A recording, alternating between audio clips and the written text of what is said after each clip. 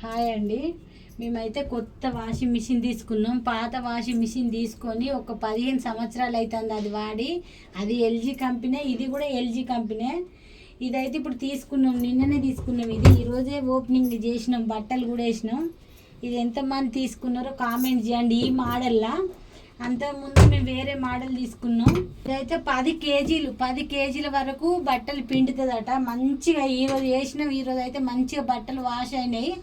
ఇట్లా ఎంతమంది తీసుకున్నారో ఈ కంపెనీ తోటి, ఈ మోడల్ తోటి అయితే కామెంట్ అయితే ఖచ్చితంగా చేయండి. నాకైతే భయం అయింది, ఇంత పెద్దది తీసుకున్నాం కదా అని. అప్పుడు తీసుకున్నది అయితే చిన్నది, అది కూడా ఫ్రంట్ డోరే, కానీ మంచిగా పనిచేసింది. 15 సంవత్సరాలు అయితే. ఇది ఎన్ని రోజులు వస్తుందో తెలియదు. ఇప్పుడైతే తీసుకున్నాం, ఫిట్ కూడా అయిపోయింది. ఇది పాతదైతే నాకు చాలా కష్టపడి కొన్నా కాబట్టి దాన్ని అయితే ఉత్తగైనా దాచుకోవాలని పక్కకు పెట్టుకున్నా. అది రిపేర్ కాదని చెప్పిళ్ళు, కాదని చెప్పినాకనే ఇది తీసుకున్నాం మేమైతే. అది అవుతుందంటే దాన్నే చేయించుకునేటోళ్ళం. అది అస్సలు కాదమ్మా, అది అయినా కూడా అది ఉండదు, గ్యారంటీ లేదు అన్నారు. అందుకనే ఇదైతే తీసుకొచ్చినాం మేము.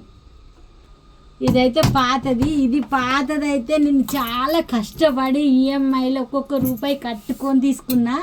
ఇది గుర్తుగా ఉంచుకోవాలని దీన్ని అయితే అమ్ముదామంటే 2000 ఇస్తా అన్నాడు. 2000కి నేను అమ్మద్దని ఇదైతే నాకు గుర్తుగా నా మనవలకు చూపెట్టుకుంటా, మనవరాళ్ళకు చూపెట్టుకుంటాను, నాకు గుర్తుగా ఉంచుకున్నా. ఇది ఉన్నది ఎన్ని సంవత్సరాల కింద, 15-20 సంవత్సరాల కింద టీవీ కూడా దాచుకున్నది. మా ఆయన చాలా కష్టపడి కొన్నాడు ఆ టీవీ కూడా. అది చిన్న కలర్ టీవీ, కానీ ఆ టీవీ కూడా నేను పడేయలేదు, దాచుకున్న ఆ టీవీ కూడా.